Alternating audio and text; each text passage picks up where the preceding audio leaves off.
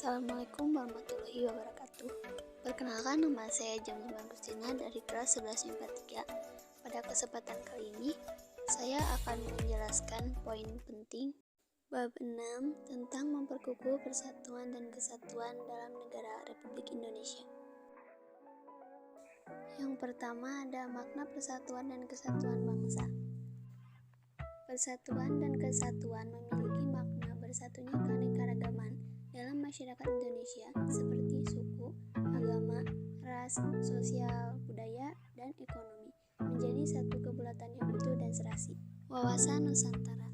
Wawasan Nusantara adalah cara pandang bangsa Indonesia terhadap rakyat, bangsa, dan wilayah negara kesatuan Republik Indonesia yang meliputi darat, laut, dan udara di atasnya sebagai satu kesatuan politik, ekonomi, sosial, budaya, dan pertahanan keamanan.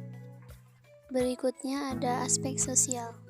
Dalam aspek sosial, kesatuan tersebut diwujudkan dalam beberapa aspek kehidupan, yaitu 1. Perwujudan Kepulauan Nusantara sebagai satu kesatuan politik. A. Bahwa keutuhan wilayah nasional dengan segala isi dan kekayaannya merupakan satu kesatuan wilayah, wadah, ruang hidup, dan kesatuan mitra seluruh bangsa. B. Bahwa bangsa Indonesia yang terdiri dari berbagai suku dan berbicara dalam berbagai bahasa daerah, memeluk dan meyakini berbagai agama dan kepercayaan terhadap Tuhan Yang Maha Esa harus merupakan satu kesatuan bangsa yang bulat dalam arti yang seluas-luasnya. C. Bahwa secara psikologis, bangsa Indonesia harus merasa satu, senasib, sepenanggungan, sebangsa dan setanah air, serta mempunyai satu tekad dalam mencapai cita-cita bangsa. D. Bahwa Pancasila adalah satu-satunya falsafah serta ideologi bangsa dan negara yang melandasi, membimbing, dan mengarahkan bangsa menuju tujuannya. 2. Perwujudan Kepulauan Nusantara sebagai satu kesatuan ekonomi. A. Bahwa kekayaan wilayah Nusantara, baik potensial maupun efektif, adalah modal dan milik bersama bangsa, dan bahwa keperluan hidup sehari-hari harus tersedia merata di seluruh wilayah tanah air. B. Tingkat perkembangan ekonomi harus serasi dan seimbang di seluruh daerah tanpa meninggalkan ciri-ciri khas yang dimiliki oleh daerah-daerah dalam mengembangkan ekonominya. 3. Perwujudan Kepulauan Nusantara sebagai satu kesatuan sosial budaya. A. Bahwa masyarakat Indonesia adalah satu, di kehidupan bangsa harus merupakan kehidupan yang serasi dengan terdapatnya tingkat kemajuan masyarakat yang sama, merata, dan seimbang serta dengan keselarasan kehidupan yang sesuai. B. Bahwa budaya Indonesia pada hakikatnya adalah satu, sedangkan cara keragam budaya yang ada menggambarkan kekayaan budaya yang menjadi modal dan landasan pengembangan budaya bangsa seluruhnya yang hasil-hasilnya dapat dinikmati oleh seluruh bangsa Indonesia. Yang terakhir ada perwujudan Kepulauan Nusantara sebagai satu kesatuan pertahanan keamanan. A. Bahwa ancaman terhadap satu daerah pada hakikatnya merupakan ancaman bagi seluruh bangsa dan negara. B. Bahwa tiap-tiap warga negara mempunyai hak dan kewajiban yang sama di dalam pembelaan negara. Yang kedua tentang kehidupan bernegara dalam konsep NKRI.